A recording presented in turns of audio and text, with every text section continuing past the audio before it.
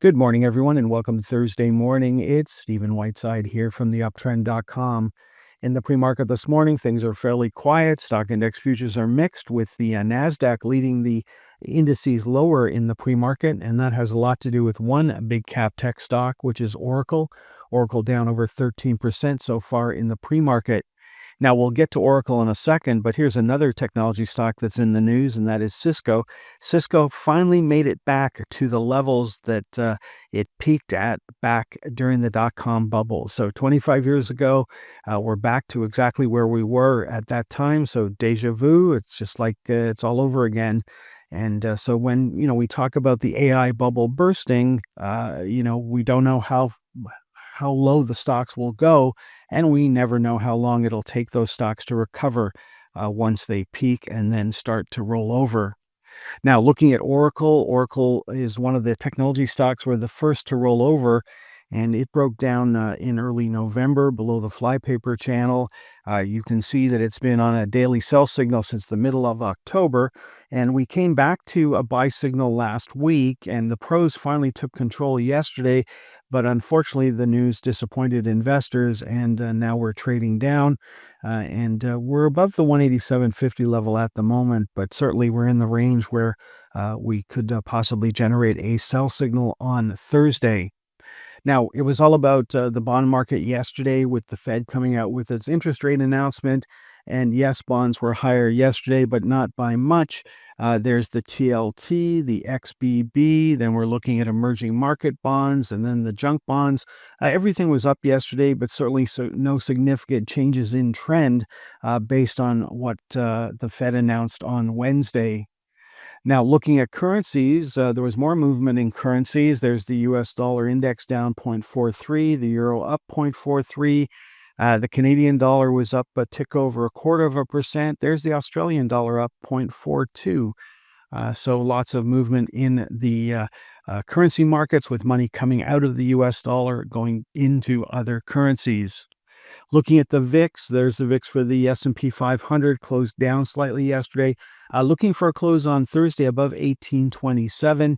The S&P 500 was actually up 0.66 yesterday.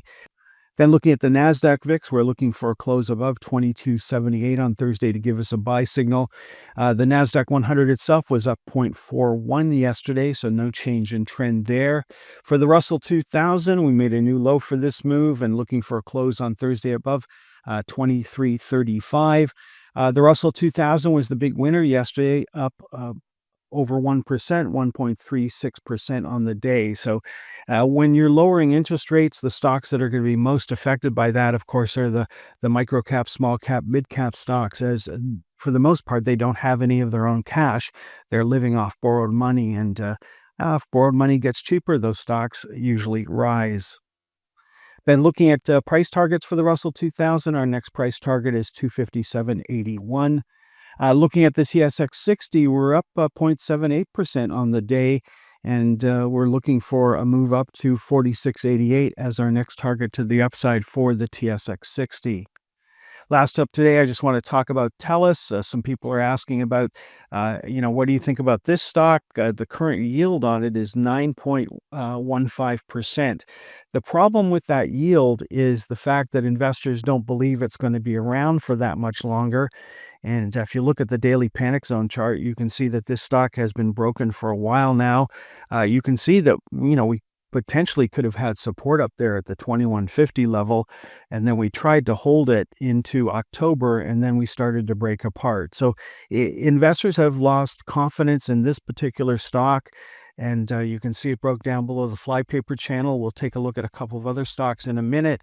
The pros gave up control back here at the start of September, and that's really telling you that nobody wants this stock at this time. Now, they've stopped selling at the moment, but that doesn't mean they're going to start buying any time. So, they are starting to price in the fact that TELUS isn't going to be able to keep up the dividend payments, and, are probably going to cut them. And on that news, the stock may rise, but we just don't know when that news is going to come. So there's TELUS, the daily right side chart. A close above 1871 on Thursday would give us a buy signal. Now, TELUS broke down below the flypaper channel. That's telling us it's a broken stock. If all the stocks in the sector are doing that, then that's fine. That's what's happening to the overall sector. And what we want to be watching for at that point is the first stock to turn around is probably the one the market wants the most. Now, currently, we have a couple of stocks in the Canadian technologies telecom sector that are currently trading above the flypaper channel, and that's Quebecor and then Rogers. And Rogers has come down over the last few days trying to hold the flypaper channel. So I would be a lot more interested in buying the dips in stocks that are winners than trying to buy the dips in stocks that are losers. And TELUS is currently a loser. And of course, in 2026, that could all change, but you have to deal with what's in front of us right now. And maybe TELUS will be a big winner in 2026 after it continues to decline and make lower lows. So we could get a nice bounce off lower lows, just don't know when those lower lows are going to come. Okay, folks, that's all for this morning's presentation. So far, it looks like we're going to get a little pullback in the stock market on Thursday morning. Have a great day. Next time you'll hear my voice is on Friday morning.